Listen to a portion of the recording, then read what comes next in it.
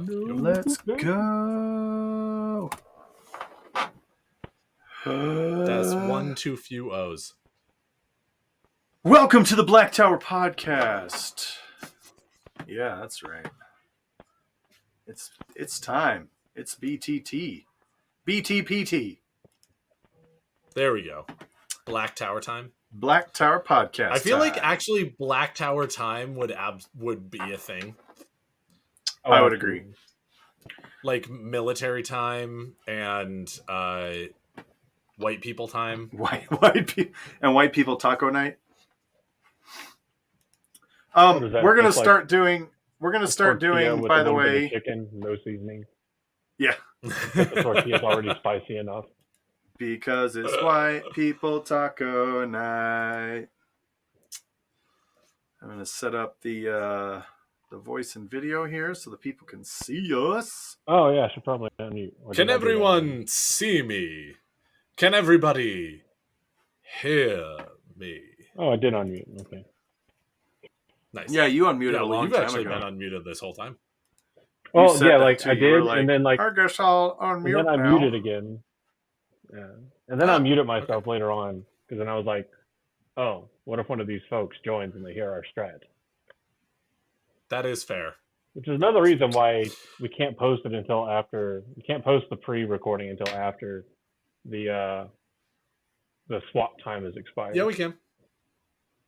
Well, so Friday is when it expires, or Friday is after it expires because the episodes technically come out on Friday. So by the time it's actually the pre-show gets posted, it should definitely be too late. Wasn't it like? What do you mean? They were coming out at like 8 p.m. like Thursday night. Yeah. Yeah. So by the time we post it on Friday, it should definitely be out. And no changes should be able to be made. But, I don't know. Anyway.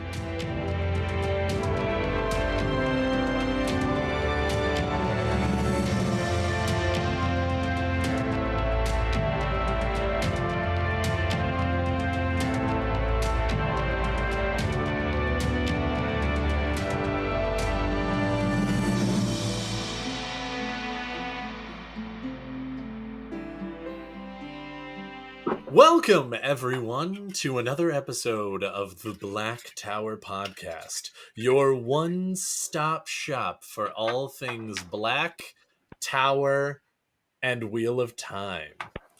I am one of your slightly crazy Asmar hosts, Daniel, the Amin Khan Mahale. I am your sweaty host. Coming at you live from Sara, dude. Fucking it's your boy John Mahale. Andrew. Fucking burning up in the sun. Haven't even seen any of this fucking Sara Bay talking about. It's like a total fucking myth. Oh god, I love it. I hate every time Josh does that. Yeah. It gives I am anxiety. Josh. I don't know why I do. I'm your Sorban Mahale, and I'm gonna stab you in the face with some fucking lightning. You ever been stabbed in the face with some fucking lightning? No, you haven't. No. In game. That's true. Sounds like you're gonna run around with a taser and like point at everybody's face. Taser face! And we are the Mahales of the Black Tower, and we're here to give you some tainty goodness. So, I have some news. Oh? And it's pretty cool news. It is. Do you want to say good news until after we talk about bad news? So it was Saturday, and I was waiting to post it because I wanted to tell you guys first and show off and whatnot. But remember a long time ago when I moved to Seattle and I started going to a rum bar near my apartment. So on Saturday, I finished drinking through 60 rums on my tour of the Caribbean at Rumba. And so I filled in, well, technically 59 because one of them was a repeat on purpose. Like it was designed that way, but 59 rums. And so I finished that journey. And one of the things that I got as part of that was this dope ass challenge coin from Plantation Rum that sweet. allows me to walk into Rumba anytime that I want, and every visit get a daiquiri timeout, which is basically just like a daiquiri shot. And I am so excited. Also, you now get to buy a shot and or a bottle of the champion bottle that they change every month at cost, which is also fucking awesome. So I am pretty stoked. And so I took a photo of me getting my coin and filling in the last thing on my map the other day. But I wanted you guys to hear it first and see it because it's pretty dope. And I'm very happy. Sorry, I get distracted. Thank you. We are proud of you. We're so proud of you. I don't know what's that. more impressive, but I know what's more impressive. I'm more impressed that you drank 59 rums in one night and remember any of it. So. It was not one night. No, it was over the course of a number of months. Yeah, no, it was not. Oh, Jesus. They literally tell you that you are not allowed to, in any way, shape, or form, drink through the map in one sitting. Oh, okay. Oh, they're like, we will not be 50 responsible for your death. Yes, so there were 59 spots. Oh, okay. Yeah. I took what you said very literally, and I was like, holy shit. Oh, yeah, no. I was like, I wouldn't have been just passed out on the floor. I would have been on my third stomach pump. Yeah, no, 100%. At least. Now, it is interesting because, of course, or it is cool because I actually did it basically in three shots a time. So basically they had rum flights that you could buy into that they had designed for starter rums and learning a little bit about a few different places in the Caribbean and things like that. And so I started with those and I did maybe 4 or 5 of those. And then if I had kept doing those, they would have started repeating. So I would have just wasted both time and money. And so I started just going ahead and going through their catalog and jumping around to the islands and making my own flights. And so typically I would go in there and I would drink 3 shots of rum in a sitting and write them down and write down a little bit of notes about them and things like that. And I would say that probably 35 of the rums that I had were solid stuff that I would definitely drink again.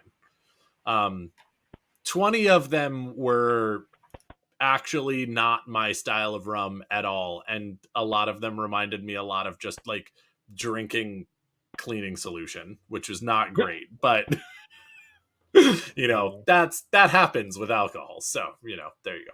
Anyway, enough of, spending. And you are still there in 2 years. Well, yeah, kind of. No. Yes, 2 years. We'll have to come and try it. If I have my times right. Indeed. Yeah. It would be not this year, not next year, but the year after. Yes. That's much. But yeah, enough about 3 frat guys talking about rum for. Other than ours, is that the first challenge coin you've earned? Technically, yes. I do actually have a couple of that is awesome ones. Yeah, I do technically have a couple of other ones that I sort of bought, if you will, because they're from games, board games and stuff, and they came with Kickstarters. That's earned by proxy. You earned the money. No, exactly. To then buy the coin. Yeah. No, yeah. And I will say again, it's a little. I would call it a little bit more than that because again, you had to be on the Kickstarter to do it, and so it was both time and money. It was time sensitive, but again. I would absolutely say this is the first one that I have earned. Yes. Ever in my life, besides sort of the dragon and sword that we made. Earned without having to I would pay say this is for it. Yeah. And that's what I was just going to say. In the world of coins, there's essentially 2 schools of earning a coin, and that is one, someone recognized an action that you performed and said, "Thou art worthy of mine coin." That's how I got my the oth- talent tossing queen coin.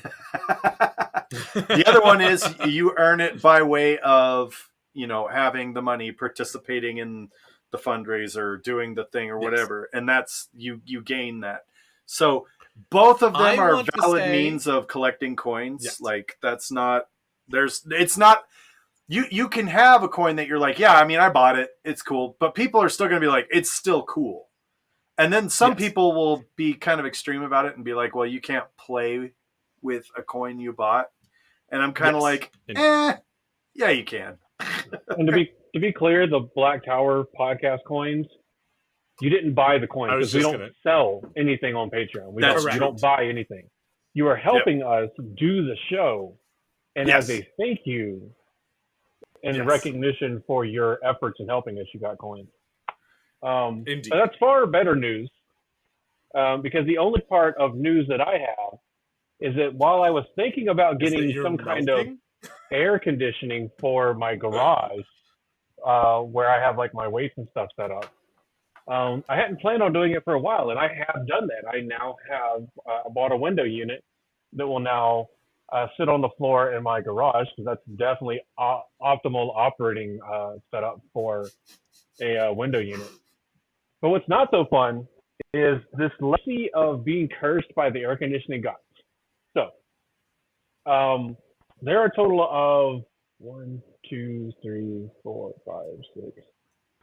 There's a total of 9 people that work in my office. Mm-hmm. Of those 9, 4, including myself, within the last month and a half, have experienced issues with air conditioning. One guy, a month and a half ago, his went out entirely, had to buy a whole new unit. Week after his went out, another guy's went out. I don't know what he had to do to fix it. Damn.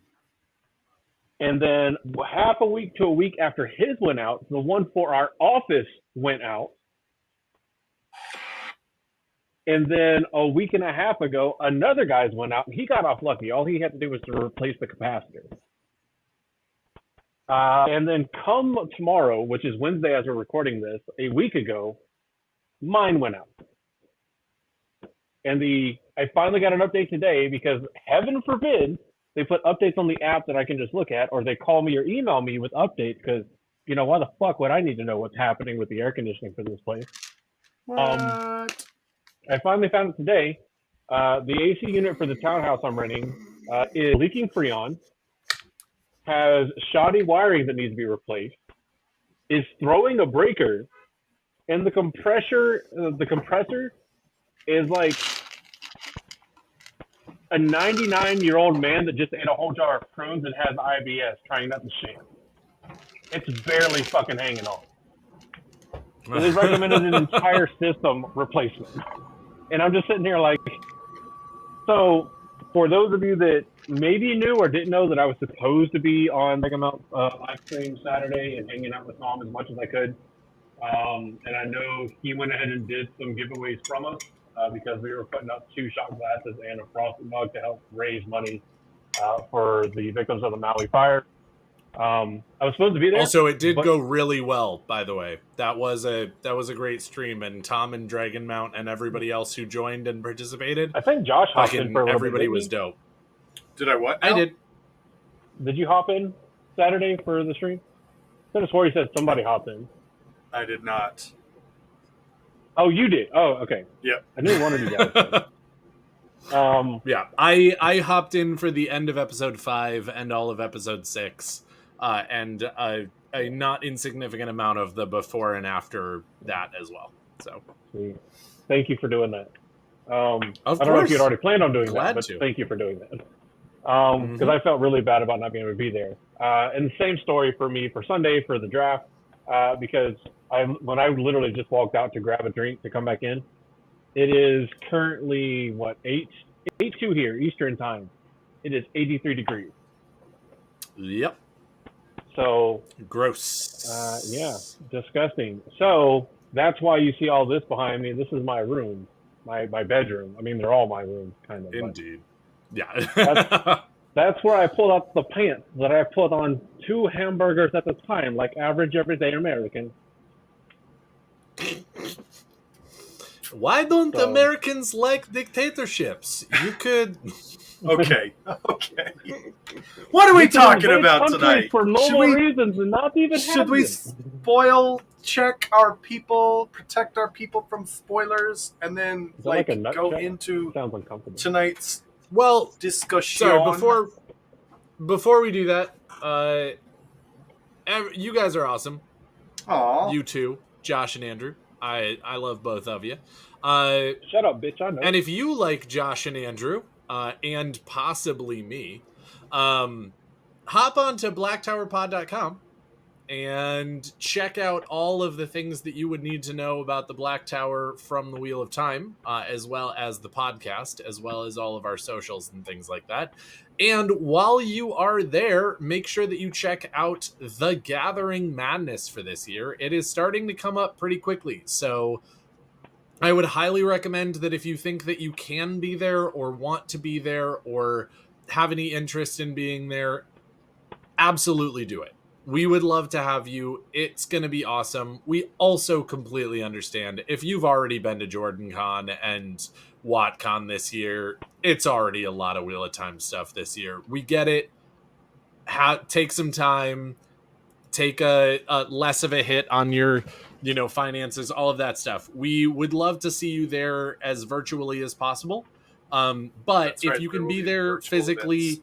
absolutely get there. It's going to be amazing. And again, it's going to be extra amazing. If you've seen other Gathering Madnesses in the past, they've been super cool. We've had events, we've had things that we've gone to, but nothing like this. We are going to be at Evermore Park in Utah on Saturday all day.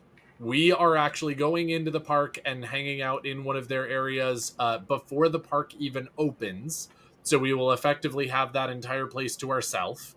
And we'll be doing fun things and having a great time and doing panels and doing games and doing things like that. It's going to be a lot of fun. And then once the park actually opens, we are going to be leaving for a little while and coming back when the park opens. And we will, you will need a ticket to come back in, but Evermore Park looks incredible. And Josh has been there a couple of times and says that it is super fucking fun. And I believe this man when he talks about this kind of stuff. So come on down, get in costume as much as you want, have so much fun. Evermore highly encourages getting into costume and getting into character and enjoying yourself in sort of the realm that it occupies, which is very like Ren Fair, medieval, that type of deal. We're going to be there all night Saturday until the park closes, and we're going to have a ton of fun. Also, if you want to get there on Friday, we're going to be going to a nearby mall and hanging out at, remind me, Josh? What? The game place in The the game mall. store. We geek together. We Geek Together. Excellent. There will be no drinks or anything at We Geek Together. We're just going to be hanging out, playing Magic and board games and having events and things like that over there and getting to know the store owner, who's apparently a really great guy, and supporting them as much as we can while also having a great place to gather and hang out. It's going to be so much fun. Please consider coming to the Gathering Madness this year. I highly, highly, highly recommend it.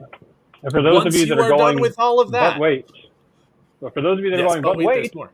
you guys do the mixology contest every year. We haven't heard or seen hair nor hide of it. That's because it's not December 1st yet. I am putting myself at least, because I'm not going to put anybody else on the timetable for this thing specifically. I'm putting myself on the timetable to have that ready and out by September 1st. So we got to update the form from last year. I think we've also kind of decided that as far as the mixology books are, we'll probably gauge interest on how many people want them ahead of time. And for patrons, of course, we'll maintain that we send them to you free of charge. since you've helped out so much over the years, and as a thank you for what you do. But we'll probably do a mixology book every 2 years. That way we're not just putting a handful of recipes in there and everything. And I want them to continue on. And eventually it'd be cool if it was like a book this thick. And I was about to say, we could just continue. We could just continue the years, do it by year. Yeah. Just so. Well, but we're only going to send out full books every couple of years. Oh, yeah. Yeah, exactly. Yeah, gotcha. So that was the thought. We'll figure that out more, and we'll let you guys know. But the Google form for the mixology contest will be coming out September 1st. Now, keep in mind when we do this, this year we are doing the Gathering Magnus. Yes, the Gathering Magnus. The Gathering Madness in Utah. All right. Magnets do gather. A place where you don't get porn sites and you don't get an incredibly diverse liquor selection. That is true. Well, I guess you don't get a liquor selection that's robust, or a liquor selection that is robust. You get a pretty good liquor selection. I mean, seems like it would be pretty salty. Because Utah salt flat. I mean, it typically is. Yeah, the Bonneville Salt Speedway is up right now. They're doing all the speed races. Yeah. And I do want to guarantee, as Andrew has brought up, we will absolutely be doing again 2 of our favorite and, if we're being completely honest, most popular events. The Taste the Taint Challenge is going to be Friday night, either at the game store or back at the hotel, depending on which one makes the most sense logistically. And then the mixology contest will be back at the hotel on that Saturday. So definitely look out for that stuff. The sea of adoring fans. If you get one, you can come back to the hotel room and go fuck yourself. Heyo! But with any of the hot sauce thank bottles, you for reminding of that stuff, Andrew. It's just because, like, if I don't remind everybody else about it, I will forget that I still need to do it, and half the time I still forget anyway. But yes, all that said and done, check it out. I still have to buy my flight, so don't feel bad, because apparently every flight coming back adds an extra day, so I'm still trying to figure out those logistics. I might just, I don't know, fucking airfare into a not popular part of North Carolina can suck every last hair on my nut. Anyway. Yeah. I don't know why I went there. Anyway, before we tell you what we're talking about tonight, I promise we will get there. Definitely make sure to go and check out New Creations by Jen. She is doing amazing Wheel of Time merchandise stuff. It is one of the only places to go ahead and get the Frosty mugs from the Wheel of Time Frosty Mug Society. I believe the only one that's missing is the Dusty Wheel. And you got to be very special to go ahead and get on his roster. But everybody else does through New Creations by Jen, so go check it out. I believe we do actually have a link on our website if you want to go that route, or you can always just look up New Creations by Jen. Or in the show description. She's awesome. Her and Rob are doing great stuff. Indeed. Now that we've gotten all of the plugs out of the way and we've begged you to come to the event that we're doing because it's going to be super awesome and we don't want you to miss it, Andrew, can you pop on that one of those golden condoms that we're going to be throwing out to our adoring fans at the Gathering Madness to make sure that none of the people get spoiled like they should? I sure wish I could, but here I am that's right. in the hot, windy desert land of Sara, and because of that, I left my soundboard in the other room, also known as the wetlands. Indeed. It's 83 degrees where the spoiler condoms are. They're probably not good anymore. So guys, everybody listening. What I can let you know. Hey. Okay. Oh, I was going to say, hey. All right. Welcome to another Black Tower podcast episode. Let's check this one out. All right. Oh, shit. Huh. It looks like this episode is going to be spoiling Oh, let's be honest. Just about anything as long as Josh is on the episode. So you're going to want to go ahead and put that spoiler condom all the way on. Make sure that it covers the girthiness of all 14 books in the series, plus the prequel New Spring. And, if Daniel gets a hold of this episode, it'll never hit the editing bay. That's way more of Andrew than I've ever wanted to see. Why would you grade it down there? In honor of the fact checker Mahale, who is here in Utah, and we're gonna do some watch party action. It's gonna be great. Excellent. Oh yeah. Also, if anybody is excited as hell about the Wheel of Time season 2 coming out on Thursday/Friday, depending on where you are and who you are, go rewatch season 1. I had a lot of fun doing it with Dragonmount this weekend, and if you have not rewatched season 1, holy bejesus, is there a lot of stuff that you notice the second, third, fourth time around. They do a great job, so yeah. But speaking of things that were done, people that did a great job, let's go and do a complete 180. Now that you have been spoiler warned, if you listen live, you got Daniel's remix of the more shoddy spoiler warning. If you're listening to it edited, I don't know. And it hit to listen to whatever the fuck Josh put in. Black Tower Podcast. Maybe Josh put in the actual one. Maybe he put in Daniel's. Maybe he mixed them all up. Maybe he's playing Sir Mix-a-Lot. Who knows? But we're going to shift from people that do things really well to people that did things for lack of understanding, for whatever the reason may be, not so well. And decided that the best way... I love this quote. The best way to put a cover over the leaky roof was to anchor 7 tent pegs in reality. And if you don't know what we're talking about seals on the Dark One's prison. I don't know if we're talking about exactly what are they, because I forgot part of the topic. We're asking about where are they and something else. So it's where in the world are they? Who has got them? And then theorizing on how the hell they got there. Okay. Indeed. But before we go into that, I actually love the intro that you just gave them and whatnot. And I also love, so obviously, wat.fandom.com, great resource. We love it. It's awesome. Go there and check stuff out. If you haven't actually read all of the books yet, maybe go to a different one, like The Great Blights, because this one is not spoiler wiki at all. But I had forgotten this quote from the books, and I just want to mention one more time. Andrew, every fucking time we talk about this man, I am reminded just how bad of a rap he gets in this story.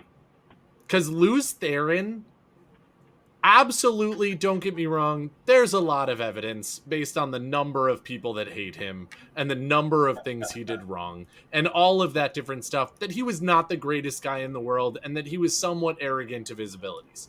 That is, there is absolutely evidence of that.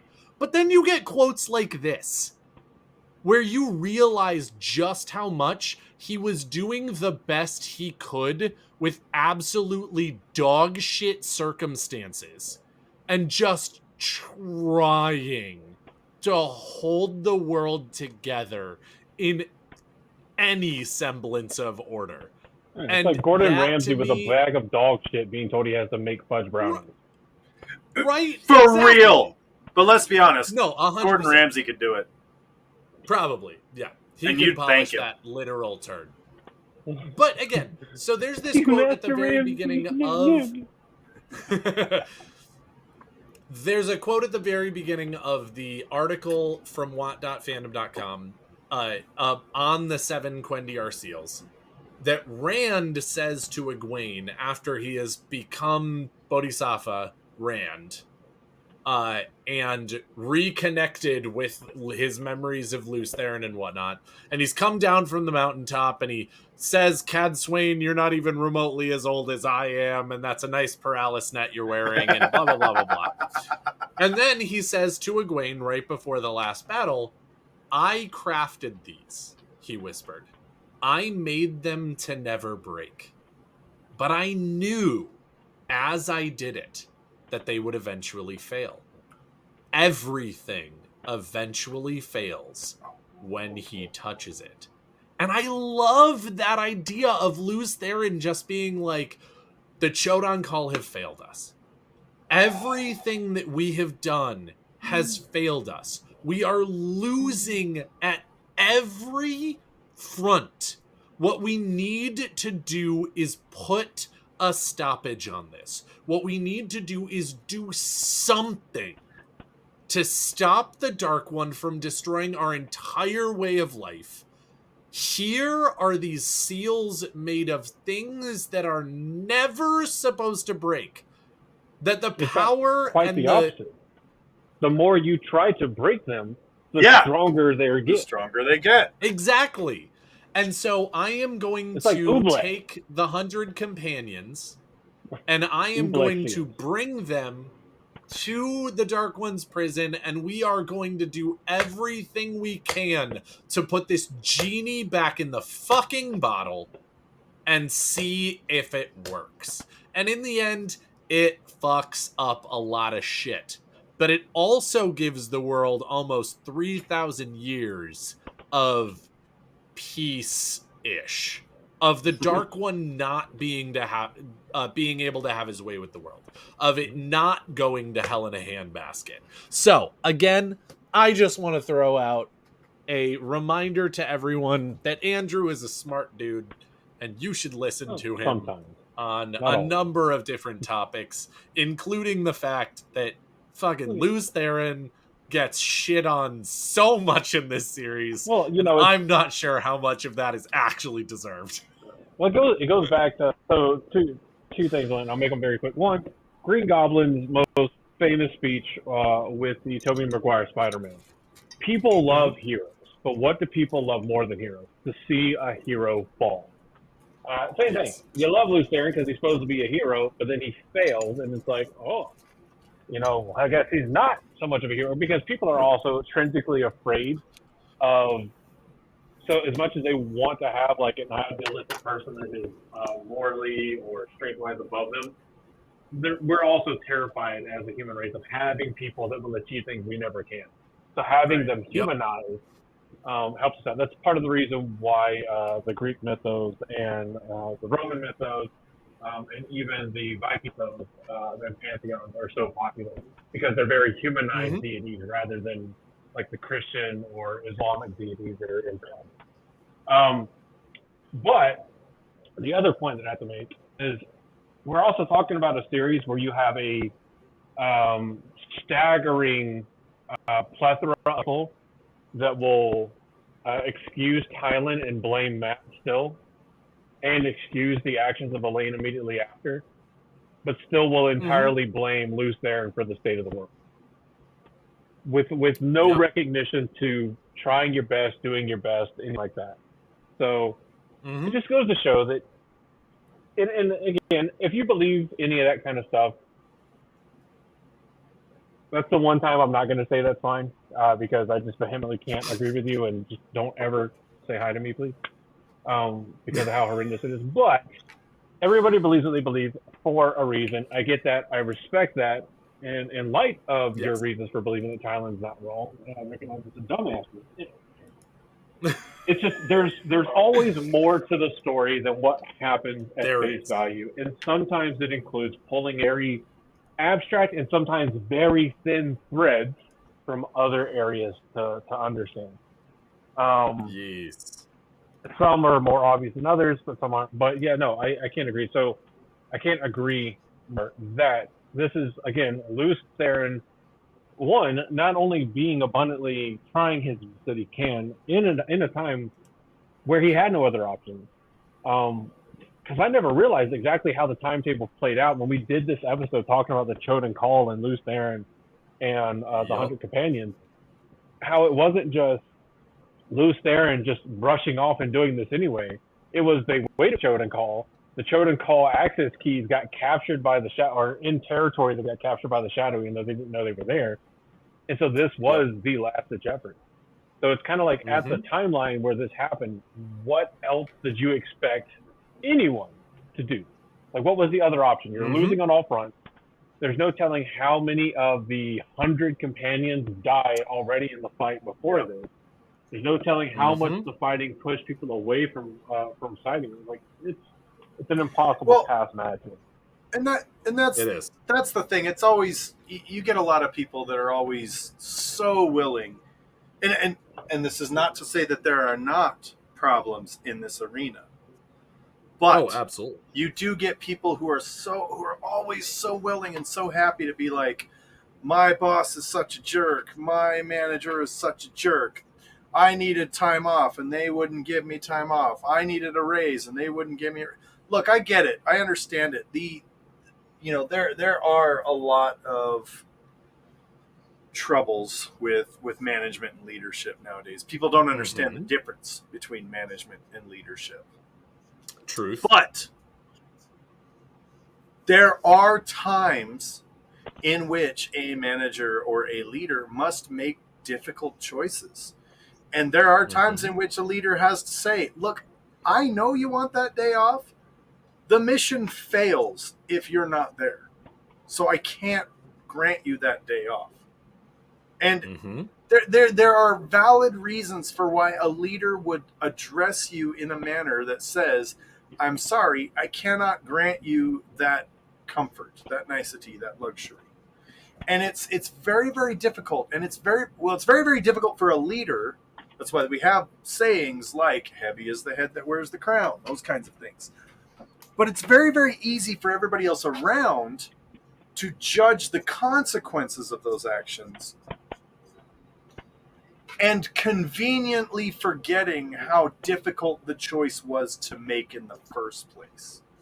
Lou Theron, we kicked this horse, man. He did everything he could. When they told him, no, you can't do that, he didn't do it. And when all options were exhausted, where there was literally nothing else to do, he went, guys, this is it. This is our last choice. This is what we have to do. And then at the end of the books, we know from Rand that he knew it wouldn't work, but he bought us some time.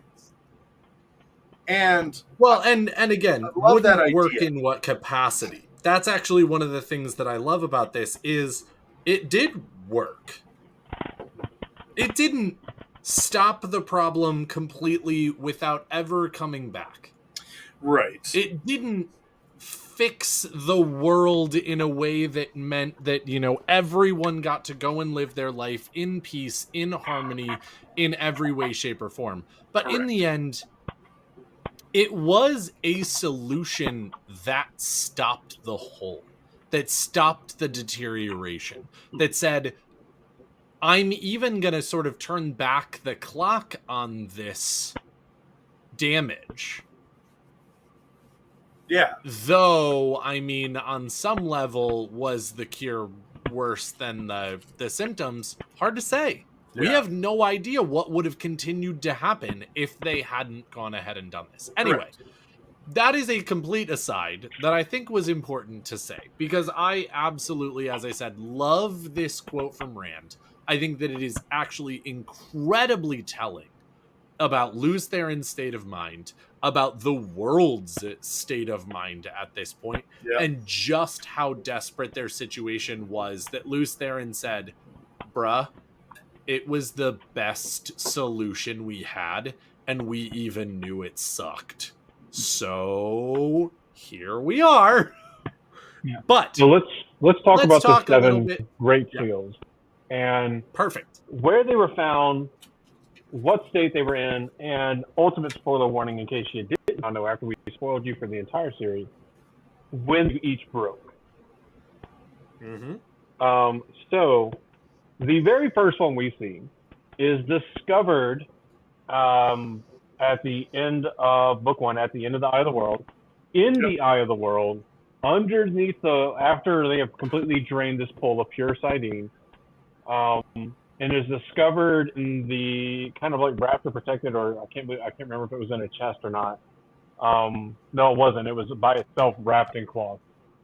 Yeah. 5 It was what? with the Real cash. quick. Yep. I actually want to throw out there the very first one that we ever see is actually on Bail Doman's ship. We see it in book 1 when Rand, Tom, and Matt are there, though it does not come up. Like it's not actually a thing that like they talk about very much, but we do actually see it because Bail pulls it out when he's taking he pulls out money. his collection. Yeah. Yes. He's When pulling he's his cock taking out? their money. But again, you're completely right. The Yeah. first time that we actually know what we're seeing and the first time that we actually have it matter, Yeah. 100% at the Eye of the World. Our I just wanted to introduction- mention, Yeah. technically You are we see absolutely- one earlier. Yes. So our first introduction and explanation of what these objects are Yes. is at Exactly. towards the end of the Eye of the World, where one is found alongside the chest holding the Horn of Valir and Dragon Banner at the bottom of the Well of Fierce Hydeen, known as the Eye of the World. It is found wrapped in a cloth, and when it is picked up, I believe it is Moraine that picks it up and notes that it is completely broken and shattered. And It is Moraine, and yes. and she remarks on like this should not be possible. This is one of the 7 seals on the Dark One's prison. This is one of the 7 objects that are holding him back from affecting the world. Yeah. This is broken, is real bad. Lan actually gets out a dagger and stabs one of the shards of the seal And it and like breaks crumbles the apart. knife. Oh wait, no, on yeah, the you're shard. right. No, he does. And Moraine goes, "Yep, just what I suspected." And all the Emmons Yep. Fielders like, "What? Which What?" And Which Lan really is like, also- "It's Hearthstone." yeah. Hold on, like this is going to be a tangent, but within topic, kind of. So whenever she unwraps the seal, it is shattered. It is completely broken Yes. and deteriorated away. But Lan stabs it with his knife, and it shatters, which would imply that it's not fragile at all. Right. So you can't think of the seals. Well, I don't know, because isn't there one later on in Thor Logain that like they touch and it like crumbles in their hands? They it's drag a knife along it and they're able to cut a groove into it.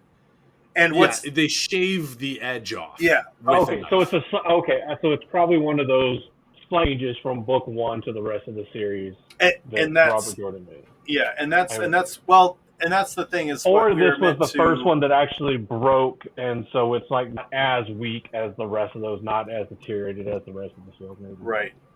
And Well, yeah, and so that's actually what I would say is at this point, the very first one that we see, it's 6 of one, half dozen of the other. Because it's absolutely broken. And again, sort of the idea is that it was actually still whole until Rand uses the power, which is actually the one piece, super minor tangent here, the one piece of season 1, episode 8 that I really appreciated, sort of almost sticking to the story. That it feels like Rand is the reason that breaks, even though the seal is still as hard as it's supposed to be. The Quendiar is strong. It is whole. Or not whole, but it is ridiculous. Like, it has no deterioration, but it's also in like 10 pieces or something like that. And so that's why Moraine is standing there being like, what the fuck? It's still got its integrity and it's broken? This some bullshit. Like, Oh, and if you're, for whatever reason, by all means, and do it if you are. If you're watching only the show but then listening to us, find differences. In the books, the seals are not an entire fucking floor for the Hall of Servants.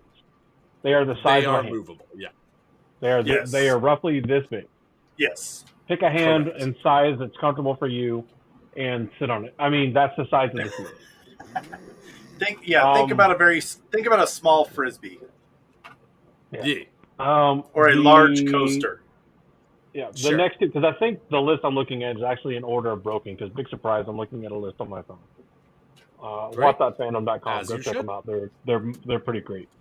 Yeah. So the second so the seal next we two have that interactions with is Bale Domans, right? Yeah. So the Yes. next two are, well, kind of. The next two that break are in the same relative instance as far as events in the books. They both get broken during the battle at Palma.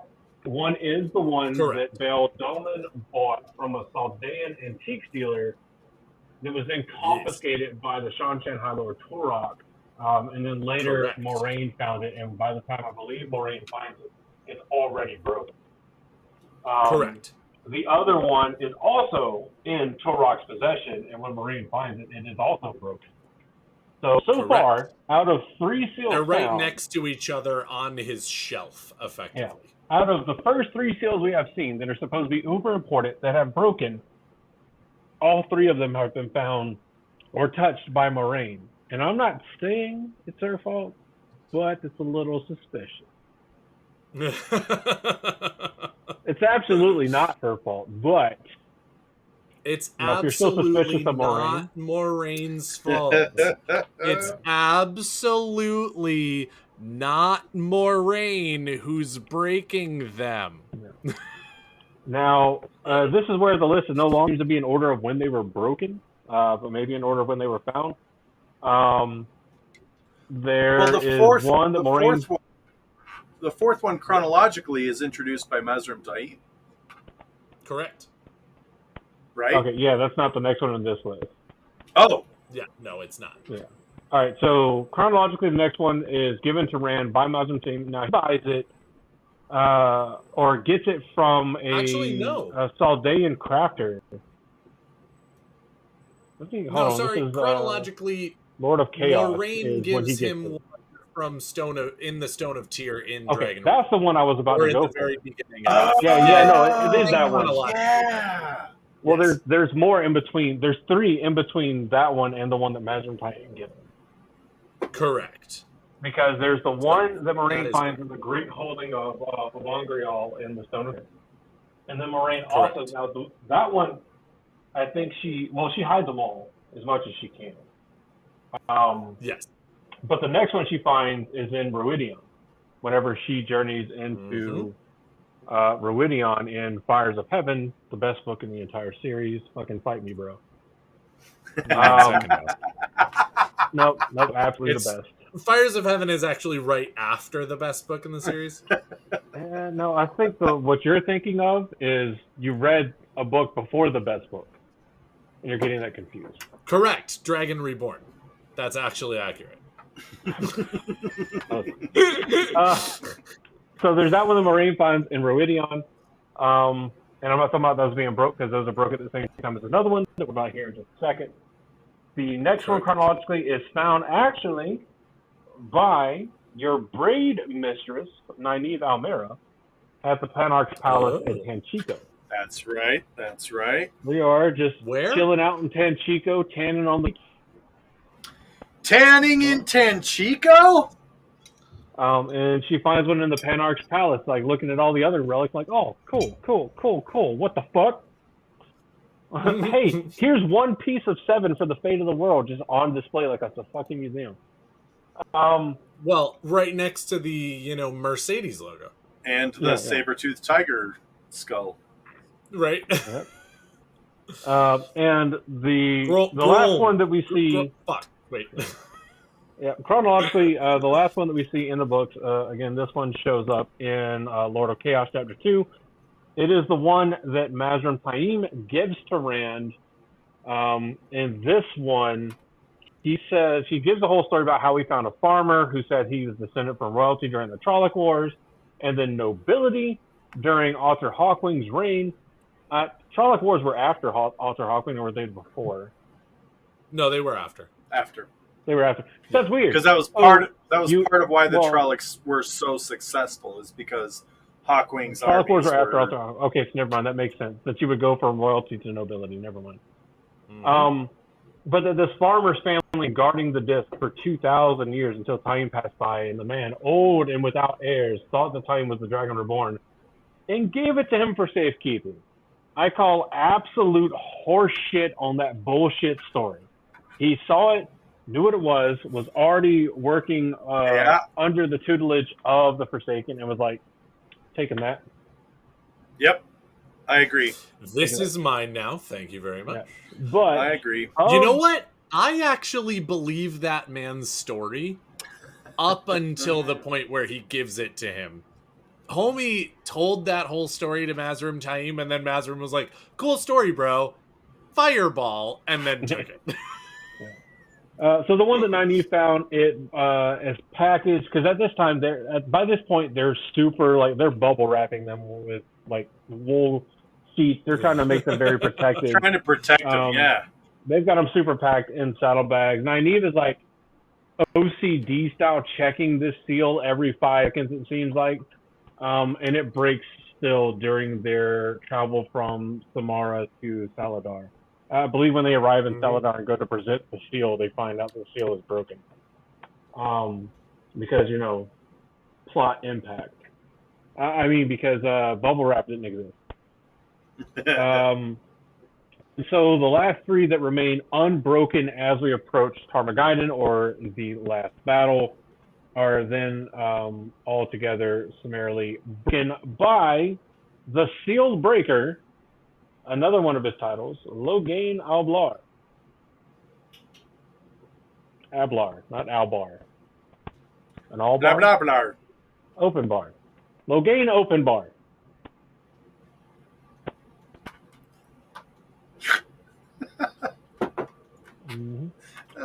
So, and then of course the question comes like, you know, this is much to the detriment of the argument of the individuals that believe that Min is a sexy lamp. The argument, or the question, why did they have to break them? Because in between Min Farshaw and Herod fell, they figured under the Corinthian cycle and the prophecies that the seals must be broken before the bowl can be made whole or resealed properly. So it's absolutely necessary if you're going to actually fix the problem, not just Band-Aid fix it. So you think Min was a sexy lamp?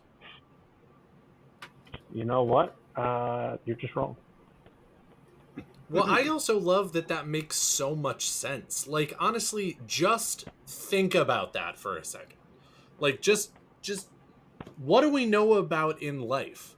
When you have somebody who just paints over something, or paints over outlets, or paints over years of other people's paint, it doesn't mean that it looks better. It doesn't actually mean that it's done right.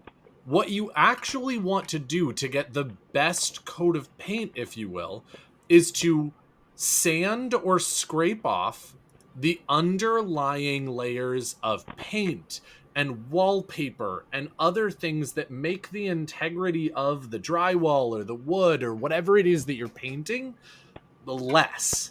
Because there's less for the paint to directly stick on. Right. So then the best paint jobs, or the best caulk jobs, or the best, you know, whatever jobs when you're talking about constructing things, are from sort of the most pared down version of that thing. Right. And so trying to, again, like, sort of throw on some plaster onto this already failed seal sounds like what a lot That's of what people I call in it the when I open another brewski that after I've already taken a leak, bro. That's right. Getting plastered on top of this broken seal. I don't know. Yeah, why 100%. That's what I was hate going myself for it. Look, okay. But no, sort of, again, just throwing another layer of plaster over these already failed seals sounds like it's a terrible idea. But removing all of that plaster, removing all of that failed seal, especially as it's already started to break, and starting anew and redoing it with better materials, with a better understanding of how the thing works, with all of this different stuff, that absolutely just sounds right. So, like, you don't even need to be a contractor to understand why that sounds correct. better ingredients, better seals, Randall I Thor. will kill you. So, and it talks about like where they wound up. The easiest one to explain I think, is Ruidium. Sure. This is, they are, in my opinion, I think most people would agree that they're not officially listed. They're Terrangrial. They are purpose-built Angreal that are made already out active. of Quendiar. Yes. Yeah. So it would make sense that one that the Aes Sedai had after the events of the Sealing of the Bore would make its way as a very crucial item onto the caravan of wagons and probably be one of the most guarded ones with the Aes Sedai with them to you make might it even- all the way to Ruidium. You might even be able to say that all 7 seals were on that train. Like, probably It's not. possible. Probably I don't not, think they because the Aes Sedai would probably not want to put all their chickens, or not all their eggs in one basket. No, that makes sense. Yeah. But The Aes Sedai of the Age of Legends? No. The Aes Sedai in the Third Age? now, yeah. Well, several of them do that several times, and sometimes it pays off, sometimes it But bites them in the ass. the piece of information that keeps sticking with me along that subject is that the wagons get spread. They lose half the wagons. Mhm. Items get looted. Things like, it's just kind of one of those, like, it wouldn't surprise me if they said, no, this is our last chance. Nobody's going to touch the Genail. Everybody leave them alone. Here's all of our hopes and dreams. And as wagons fell off and they lost control of different Terrangrial and different things, because we know for a fact... I think there were several in the wagons. Not all I 7. agree. I think there was at least 3 or 4 in the wagon. We know for a fact that the red Twisted Door Terrangrial, like, there are 2 of them. One of them made it to Ruidium, one of them ended up in in Tyr. In Tyr. And it's in the Stone of Tyr. Yeah, one ended up in but fire. that wasn't. I mean, that happened somewhere along the way. Someone took that doorway from. Actually, it would make more sense for multiple to be on the wagons, because if a doorway made it to Tyr, one of the seals was also in the Great Holding in the Stone of Tyr. Exactly. So, and that even could have been someone being like, "This is important items to the Aes Sedai. We need to hold it and keep them safe." And then, of course, as 3,000 years passes by, well, we've got these things in quarantine. We don't want anybody to touch them. Yeah, right. Like, wait, hold on. So, random thought. Or not random, but well, kind of random. So, we know that the pool of pure Sidene, that is the Eye of the World, was created by, I can't remember the quantity, but it was a team of male and female channelers working together to filter the taint off of Sidene. I wanted to say 100, but I didn't want to be wrong. There you go. Again, There's the pure honesty. I don't know whether that's an accurate number or kind of like the 100 companions, where it's just like, 113 companions doesn't sound as good. About 100. Definitely about 100. Like 100 and a baker's dozen companions. So they gave their life to accomplish a small scale feat compared to what Rand does with Nynaeve and the Circle and Cleansing Siding. Which, for anybody that didn't know, I know we've done this before and it's pretty well known. Book 1 is the foreshadowing and the infomercial on how to cleanse Sidene. Because Book 1, we learned this is how the Eye of the World was formed. I wonder, we don't know when that happened at all. We just know it happened some point from the start of the breaking and until Aes Sedai no longer male and female accepted. I believe we do actually have a time frame, but I don't know. So please continue your thought, but I'm going to look it up. But how interesting would it be if on the trek from Paradisen to where Ruidium was established, they went through over the spine of the world? Yeah, spine of the world, because the other mountain range is the Dragon World. Over the spine of the world, into what is now the Blight, and feeling that they were eventually going to overwhelm, there was like 100 Aes Sedai going with them. They said, you know what, we're going to create a save point for this Oregon Trail. I don't think there was 100 Aes Sedai that went with the Genail that were leaving. I think it was like just a couple. It doesn't feel like it. Yeah. Yeah. No, I'll retract that. So it could be some of the ones that remain. So the Column Dome was the university. The Sharon was the floating scientific research area. What if that research area move around the world?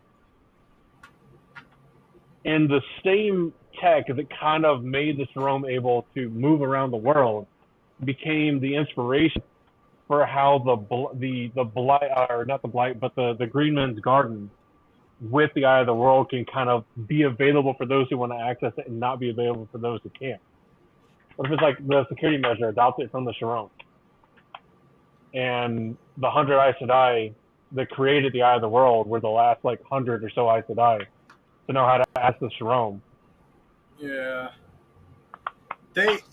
And it's asked in our live chat, which, by the way, if you want to join us for these episodes in the live, just got to be a Patreon, which you can do for less than $1 a month. And Wolf Brothers in the chat asking if there were Aes Sedai with the caravan of wagons, and that is true. There were. We know a small number. We know of at least 2 who survived long enough to found Ruidian in the Threefold Land, and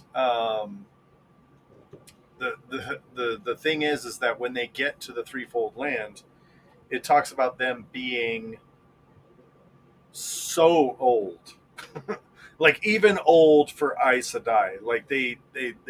They struggled to survive long enough to see as much progress as they did, and one of them had the foretelling. And that is how they were able to do some of the things that they were able to do in Ruidian. Yeah, no, but now I like this idea. What if the reason behind the access to the garden or to the Eye of the World area with Semesta is so sporadic is because it uses a mechanism. I don't think it is the Sharon. So not to indicate that, because I believe the Sharon was destroyed during the Boring In. But what if it used a similar kind of mechanism of access control? And that's why there's so few that can access it, but then 100 Aes Sedai did.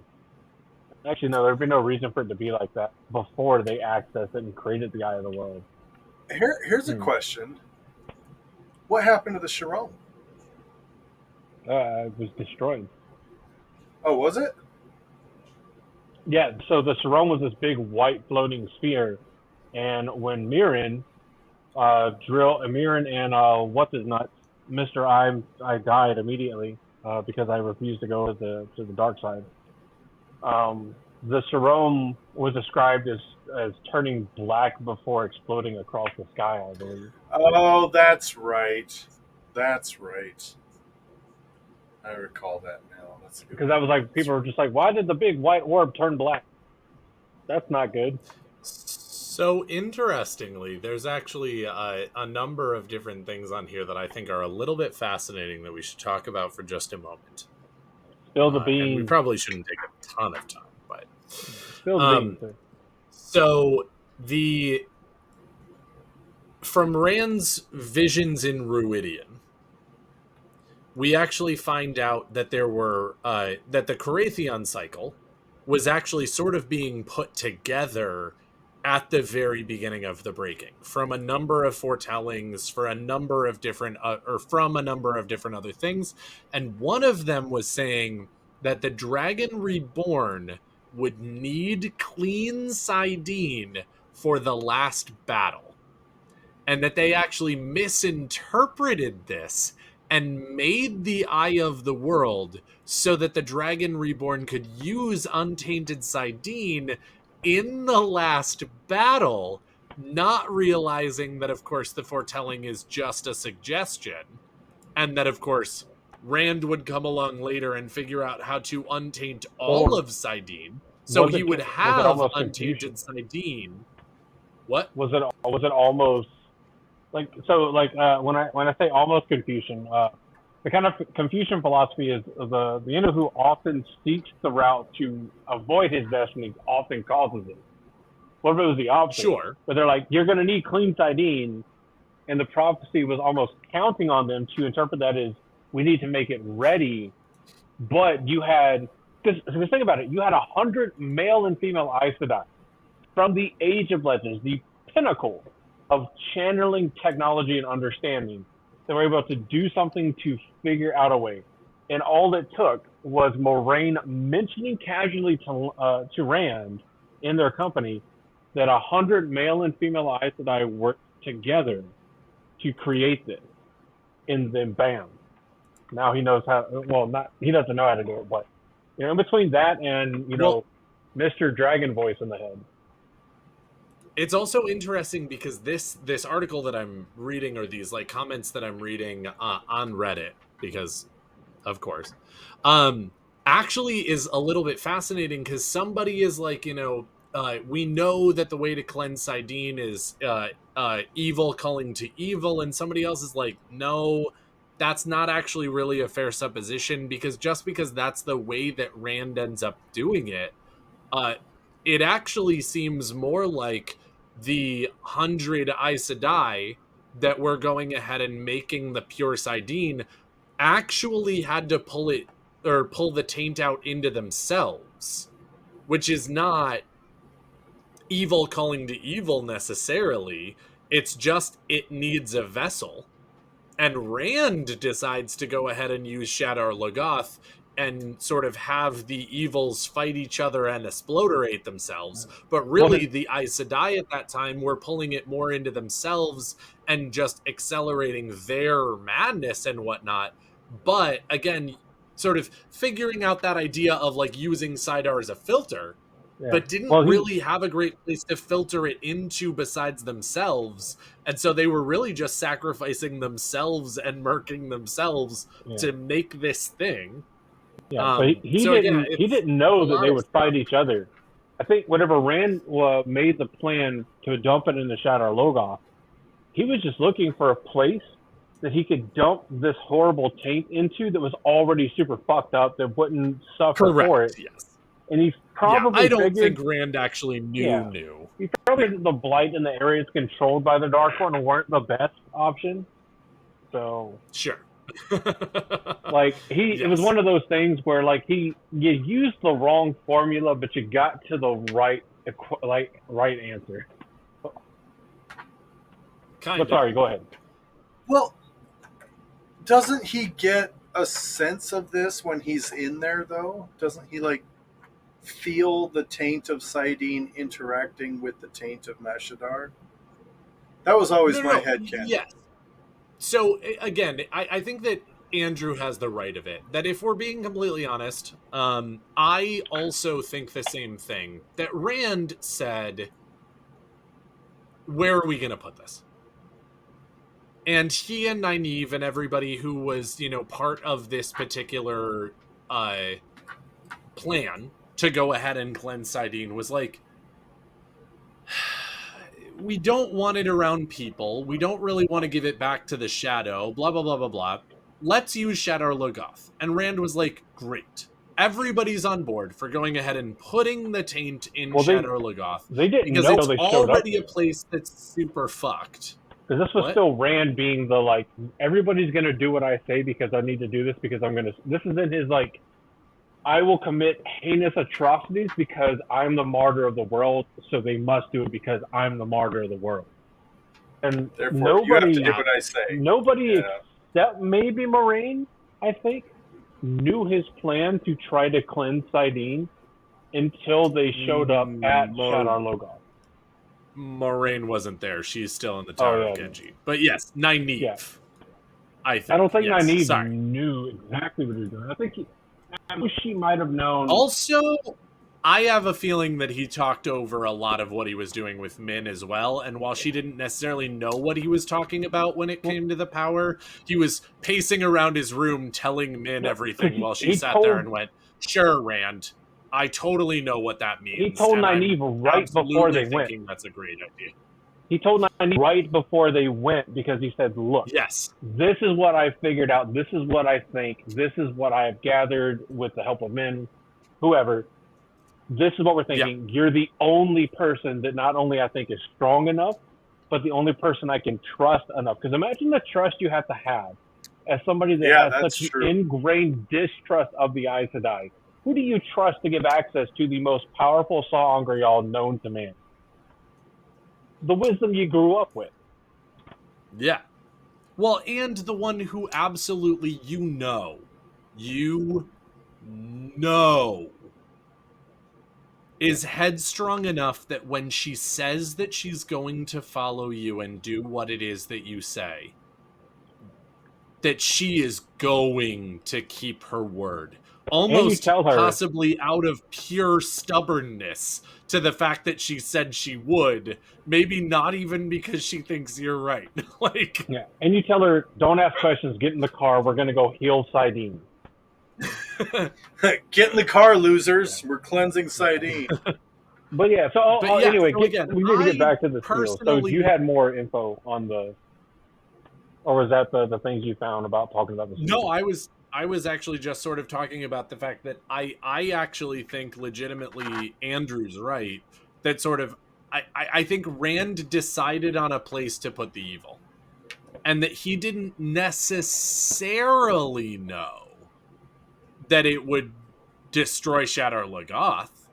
But he felt But it in his he Dragon knew Ball. that it was a good place to put it. And then when it does implode on itself, he's just like, hey, all the better. Took care of this shitty ass place and Two birds, one stone. Yeah, no, exactly. And I feel like he dabbed too. He was like, 2 birds, 1 stone. No, he did not. He absolutely did not. Maybe and he did. if How do you know? if Were you Yosha there? ever dabs in the show after he cleanses Sidene, I will personally end him. My knees. I'm cleansed Sidene. Oh! Exactly how that went down. I'm not doing Then, it. That's my head. then he fights. Then he fights Shaitan just T-posing. No! Which, let's be clear, T-posing is not just like many things that people attribute to Fortnite. T-posing came from Gary's mod. Yes. Not Fortnite, get fucked. You're a has-been that you're only famous because you cop off of it that many other talented people made because you're fucking cartoon. All right, guys. So it's been a fun run for these last 4 years on the Black Tower podcast. I love these guys a lot, and I wish them all the best in their continued episodes of the Black Tower podcast. I But feel like it's necessary. I can't do this anymore, so I'm leaving. I feel like it's necessary that if you're like a big anime fan that you can't love Fortnite. Because I never wanted to see Well, fucking Sasuke I'm not even that big of an with, like, anime form, and I fucking hate Fortnite. Oh, okay. Trash We're game. We're on the same scope. I wasn't praising Fortnite. I was trashing Fortnite. No. You're missing. Both of you dabbed. I can't. Oh, I have to go. I had already moved My on. people need me. All right, let's wrap this up. Let's see. Final thoughts for the 7 seals. First off, we didn't really even get into the sort of meta side of this. 7 seals on the Dark One's prison, 7 seals in the Book of Revelations. There's some callbacks there. There's some parallels there, and I think that Wait, was, what? I know. Robert Jordan making references outside of the. And just like in the Book of Revelations in the Christian Bible, when the 7 seals are broken, the devil, the great dragon, will be unleashed upon the earth. Blah, blah, blah. And, the seals are something that was... This is a perfect example of when we say that, the Wheel of Time is a very hard magic system, but kind of not, because every single rule seems to have an exception. And in this particular case, Quendiar is unbreakable, and no matter what you do, it can't be broken. And, it will not break. It will not break.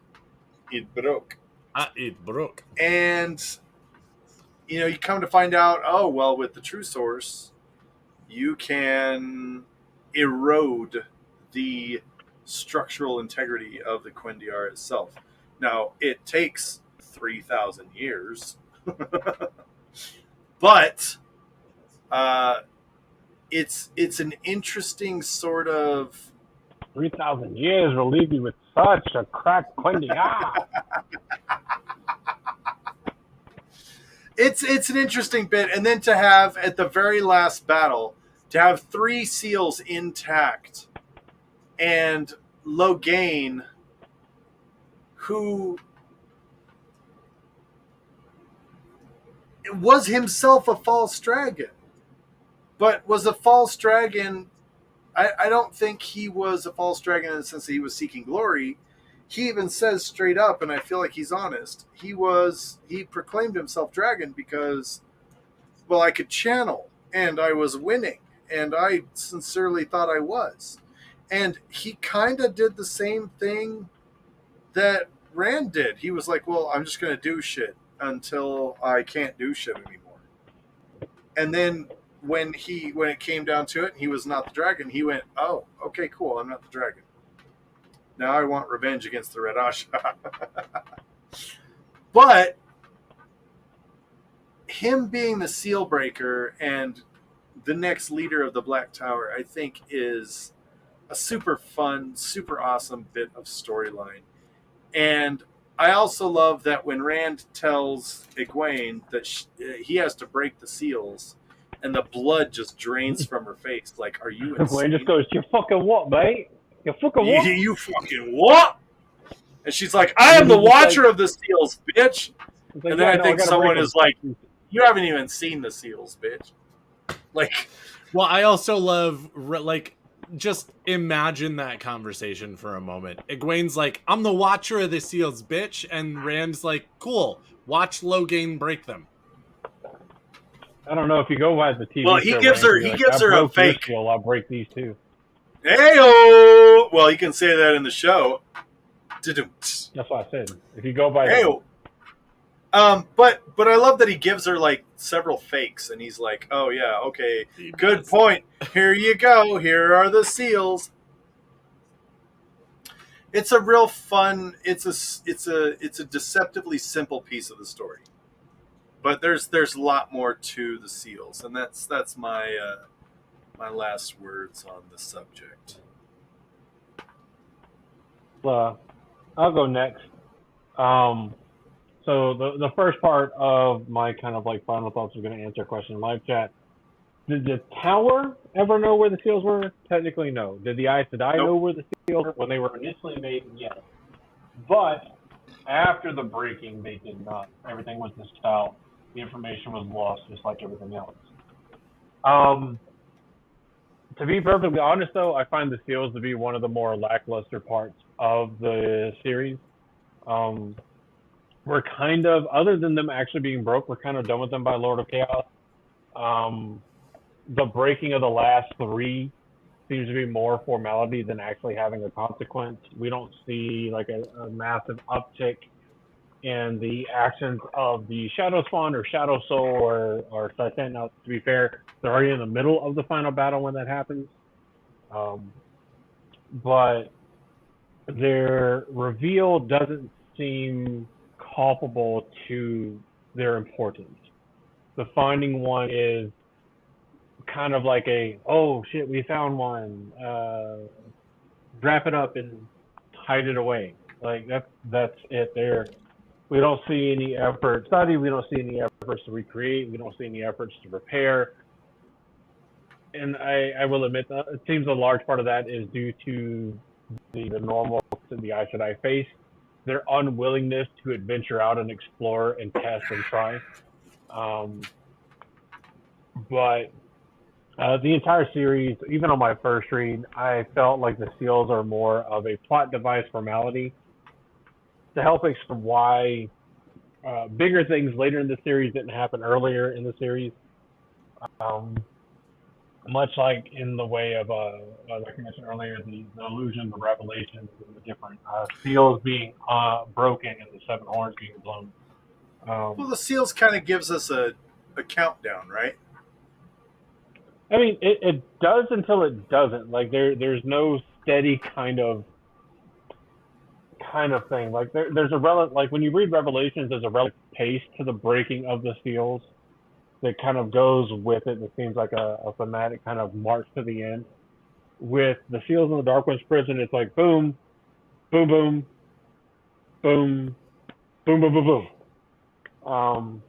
you get a couple like extra things. You get now the Dark One's like strong enough to he can like affect the weather and he can affect the crops and returns and yields and everything on that. But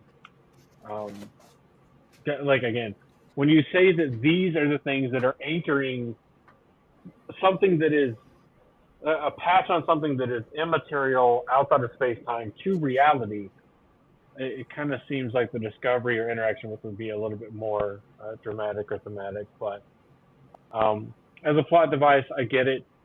I also can't say how I would make it more thematic or dramatic. So it's definitely one of those like bitching without a solution kind of things. But again, I just can't help but feel that they were underwhelming. And even by the end of the series, when Logain break the 3, they felt like they were again, just a tying off of something created much earlier on, just to finish off a checkbox for something. I didn't really feel like the seals were ever that important. And the show made me less excited for him because a seal the size of your hand being carried around and hidden and that kind of stuff versus things that are obviously large landmarks that would be noticed by people, especially if you're talking about the ancient theories of the Aes Sedai and it's their fucking symbol. Probably didn't get lost, assuming they're all the same size. But that's my final thoughts. Yeah. Not impressed. Fair enough, and that is a very legitimate thought. 100%. I'm kind of, definitely I'm with Andrew on a lot of this. The fact that we actually see literally all 7 seals by the time you hit book 6 is lackluster. Because it feels like when Moraine mentions it in book 1, it's going to matter so much. These things, the hunt for the seals, finding them and keeping them safe and things like that really is going to be a big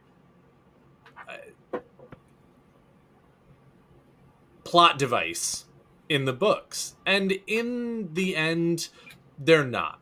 And let me be clear, by the end, when you actually do get that sort of payoff of Logain breaking the seals and Egwene being like, I'm the watcher of the seals, and you're like, bitch, you ain't never seen a seal. Like, there are great moments with them. There really are. And that's one of the reasons why, like, I take this as more Robert Jordan and Brandon Sanderson sort of messing with the formula rather than necessarily following it, but also giving the audience just enough of following it to like satiate you at times. And so I'm not mad at the seals. I'm not. I definitely feel like they weren't utilized as much as they could have been. 100%. But I also am not super mad at the way that they're utilized. Especially because that moment where Logain breaks them really holds a very special place in my heart. It really does. It's such a good scene. And scene. so, again, it's definitely one of those moments where I wish there were more. I wish there was better. I wish they didn't get done so dirty, if you will. But at the same time, they're part of a great piece. And so I'm kind of like 6 of one, half dozen of the other. Because I like messing with the formula. I like not giving you exactly what you thought you were going to get from the very beginning. But at the same time, once you set it up, like, it's that catch-22 of every video gamer who's ever seen a waterfall. If there's treasure behind the waterfall, I'm like, original, motherfucker. And when there's not treasure behind the waterfall, I'm like, hey, where's my treasure, motherfucker? Like... The treasure is the backside of water. It's the treasure is the friends we made along the way. But like, there isn't actually a good answer here in some ways, because once the trope is made, I want you to break the trope, but I also want you to do the trope, and you can't do both. And I'm a little disappointed with whether you do it or you don't. And so again, I don't have necessarily a strong feeling on the seals either way, because I feel like they were utilized some ways, and like again, that moment where you have like that story of the that Mesrim Taim tells, like I love that idea that, you know, we talked about it for a moment here. Some of the seals go to Ruidian, some of the seals go to the Eye of the World, or, you know, one seal goes to the Eye of the World. One of the seals gets given to a bodyguard of the noble, or of the you know, emperor at the time or whatever. Like, they scatter these seals around the world to try and keep them safe. And like again, you just get these stories of like where people pick these up and what they're doing and why they're there. And it's been 2,000, 3,000 years since anybody's even seen one of these fucking things. And I think that's cool. But then again, as you said, Andrew, it's just the payoff on it is so not great, because it's not exponential. You know, you have one break at the very beginning of book one, and then you have a couple break here and a couple break there, and then you still have 3 of them at the very end of the books when the last battle is happening, and Logain actually has to break all of them at the same time. And it's just one of those things where I like that they exist, and I like that the story they tell. But at the same time, it's so hard to keep up with them and feel like you have any connection to them through most of the story. So yeah, I'm very torn on my feelings for the seals. One of those things they talk about, like how decimated the population is after the last battle. I never got the feeling that anybody was super decimated during the last battle. I mean, a lot of people died, a lot of things died. I never got the feeling they were super decimated. But if Logain had broken 3 seals and there was like a massive earthquake and tons of people fell into like rifts and shit, I would have got the feeling that like, there's only like 5 people left, you know. But right, it's one of the things, like they were so important for the story, but there was no consequence to breaking them. It seems. Yeah. All right, everyone. Thanks for being here. Thanks for tuning in. Thanks for listening. Thanks for being a good little channeler and taking your dose of taint. That's right. From all of us here at the Black Tower, we've appreciated you being here. We've appreciated you that outro. Please getting don't ever do that your taint, getting our taint in your ears and eyes if you're watching us on YouTube. Eyes. And we hope that wherever you are, you leave here just a little bit more insane than you were when you first started. From all of us here at the Black Tower, my name has been Josh. And my name, without the leaky tar effect, has been Andrew. Well, you don't have any S's in your name, Andrew. Well, your first name. Yeah, so, Andrew. There you go. I can put them there. I can fucking put Andrews. You could. Andrews. There we go. And Shroosh. There's more S's in my name, the more taint you consume. There you go. There's the measure. That. There's the measure. You haven't been around a drunk friend until they turn you from Andrew into Sandshrew. You know, like the Pokemon. Skin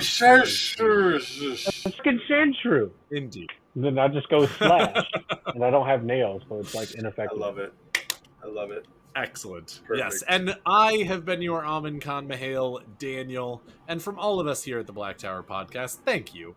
Thank you again. Josh always says it very well at the end of the episode, and I parrot all of that. But we hope that you are having a wonderful morning, and in case we don't see you again, good afternoon, good evening, and good taint. Always watching, always running the show.